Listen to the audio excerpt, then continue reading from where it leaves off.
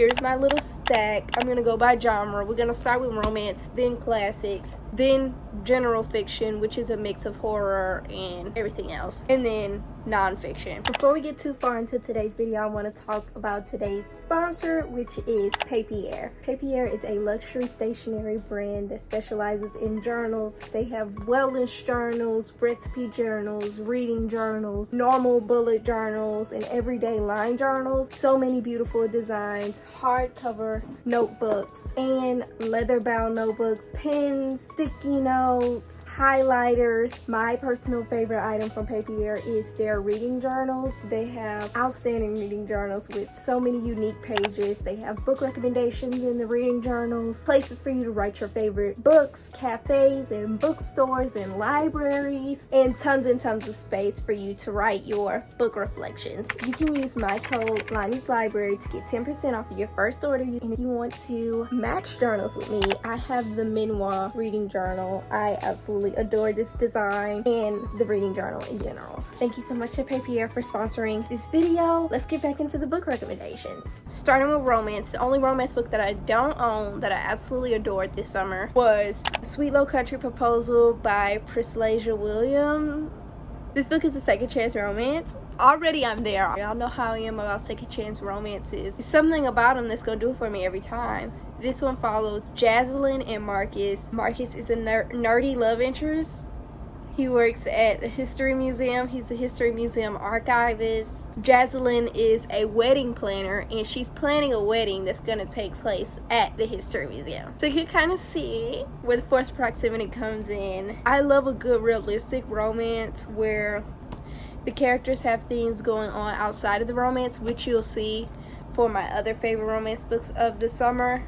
I really can't vibe with romance books that don't have, I guess, other conversations happening outside of the romance or the marriage or any of that. So yeah, this is second chance romance. Single mom energy because Jaslyn is like the guardian of her niece Imani, and it's just so good. And like I said, nerdy love interest. That's another trend that y'all are gonna see with our favorite romance books. Next favorite romance book, I don't know if this counts because it's literally my current read, but I'm more than halfway through it and I know it's gonna be a 5-star all-time favorite. Definitely hands down top 3 romance books I read this year.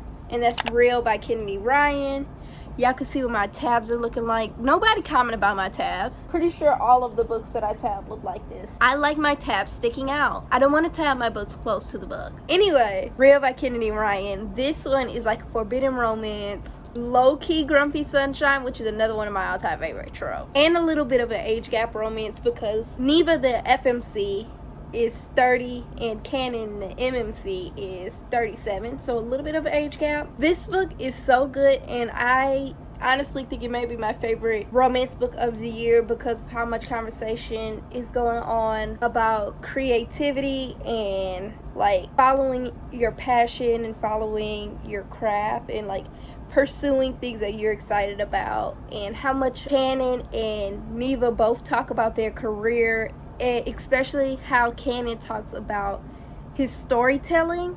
As a writer, I'm vibing with Canon way too much right now. Also has like different elements surrounding the Harlem Renaissance era, jazz singers like Ella Fitzgerald and Billie Holiday, which y'all know if y'all listen to my podcast or if y'all just stuck around on my Instagram for long enough, y'all know I'm a die-hard fan for Billie Holiday, Ella Fitzgerald, any of the hotties of that era. And the romance is just so good. The tension. Also, I can't wait for Score, which is book 2 to the series, and it's Monk and Verity.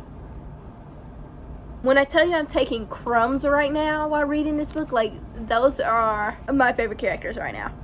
Not gonna lie. My next favorite romance book of the summer is Honey and Spice by Bolu Babalola. I cannot wait to read Love and Color. I don't know if I'm gonna read that this fall, if I'm being honest with myself. But Honey and Spice follows Kikiola and Malachi. Another nerdy love interest. Again, the way this book talks about creativity, being an artist, following your passion, and all of the conversations going on outside of the romance. Oh, fake dating. Y'all know my all-time favorite romance book, Take It Annie Brown, has fake dating. By the way, real is Takey and Daddy Brown level. I'm just like, I don't even know what to say about this book. Like, let me see what I put in my reading journal. Hold on. Absolutely hilarious. Like, I was cackling while reading this book. Also, I made a reading vlog of my experience while reading this book. Literally the whole vlog is me simping over Malachi. Who's surprised? This man is so nerdy, and he's just like, he loves his community so much. It's getting embarrassing. It's getting embarrassing. Also, I absolutely adored the friendship between Kiki and Amina. Their friendship was so beautiful, and it just portrayed black womanhood so well all throughout the book, between the parties and the friendships and the conversations that Kikiola had with other black women at the school. It was just absolutely gorgeous and so beautiful. Kiki has a podcast, Malachi is a film major, and so they kind of collab on a few of their projects. It's just so nerdy and so funny and so good. It's just like, it's everything to me. It's everything to me. Now, moving on to classics. I only have 2 classics that I want to talk about. The first one I want to talk about is Mrs. Dalloway by Virginia Woolf. It's almost like a coming of age story for a 50-year-old woman, and I think that's what I like the most about it. But it follows the day in the life of a woman named Clarissa Dalloway, who is planning a party and like regretting some of the relationships that she could have had, some of the friendships that she did have, and kind of reflecting on her entire life up until this point. And I honestly don't really see many books with the older character monologue. I see a lot of 20-year-old, 70-year-old, 18-year-old, 21-year-old, 23-year-old, 25-year-old, but you don't really see anything past that. So this was so good considering the main character, and literally nearly everyone around her was upper 40s, early 50s. That was their age range. So many quotes that just like, Virginia Woolf has a way with words. Like, the woman is not well known for no reason. I teared up multiple times while reading this book. It always feels like you have to have your life in complete order by the time you hit 20, or you suck. This book kind of like healed some of that for me. I just flipped to a little post-it note that I put right here. The conversation surrounding love and how Clarissa addressed falling in love and romantic relationships and loyalty and support was so relatable. I probably will end up writing an essay on it at some point. But that was my first Virginia Woolf book. This is my first Toni Morrison book, which is Sula. This book was so messy, and it kind of gave me a different peek into what classics are like, because this book took me about 2 weeks to read. This book took me literally a day. It was so messy and so good and well written that I literally could not put it down, and it's a core memory for me because I literally read this the night of Juneteenth, and Juneteenth is my favorite holiday if you don't know. This book follows Sula and her best friend Nell and their relationship, the way they start their friendship and the way they fall out of their friendships, and like the polar opposite lives that they're living and the way that their personal lives impacted their friendship. They're like, to each other, they're like, this person is so relatable that they're not relatable. If that makes sense. After you read it, that'll make sense. But just the way she wrote, the juxtaposition, is that the word for it? Hold on. Let me check my vocabulary. Yes. See, girl? I'm a literary, like, scholar. It's crazy. Just the way she wrote the juxtaposition of Sula's messy life and Nell's very strict and neat life was just so profound and unique and just so eccentric. I just ate this up. The way that womanhood is covered in this book, and the way that, like, the story surrounding your women friendships being key to your soul. Okay, moving on to fiction. I only have a Greek mythology book, and I also have a horror. I am going to include another fiction that's my current read right now.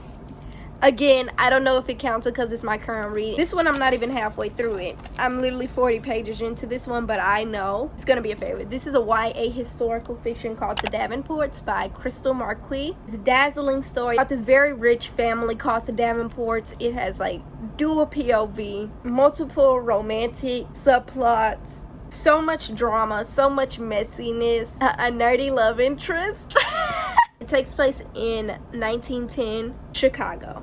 So good. Okay, Greek mythology time. I have Circe by Madeline Miller. I know that the Song of Achilles is a little bit more popular than this. I don't plan to read that book because I hate Greek mythology men, and I will not like stress myself out like that. Now, a Greek mythology book that's woman-centered, I'm gonna eat it up every single time. So this book obviously follows Circe, who gets exiled to an island after this incident. I don't know if it's a spoiler or not, so I'm not going to say too much about the incident. After she gets exiled and on her personal island, she kind of succumbs to all this loneliness and subtle rage. She also becomes an herbalist, and it's just such a beautiful story. It's such a good peek on woman rage. Like, I feel like women rage is often like done very oddly, especially when men write it. Like, stop writing it, queen. You don't know what you're talking about. It's the way that Circe rages is very relatable. It's not violent and it's not gruesome and insane and like bloody,